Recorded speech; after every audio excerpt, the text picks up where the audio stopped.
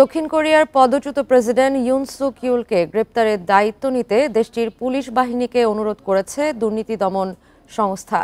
গত শুক্রবার প্রেসিডেন্সিয়াল গার্ডসের বাধায় ইউনকে গ্রেপ্তারের চেষ্টা ব্যর্থ হলে সোমবার এই অনুরোধ করে তদন্তকারীরা। ইউনকে গ্রেপ্তারে ব্যর্থ হওয়ায় ব্যাপক সমালোচনার মুখে পড়ে পুলিশের শরণাপন্ন হল সিআইও। এছাড়াও সোমবার মাঝরাতে গ্রেপ্তারি পরোয়ানার সময়সীমাও শেষ হয়ে যাবে।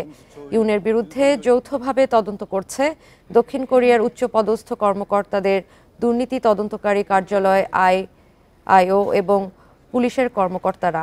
গত ৩ ডিসেম্বর ইউন দেশে সামরিক আইন জারি করে দেশদ্রোহিতার অপরাধ করেছিলেন কিনা সেই অভিযোগের তদন্ত চলছে।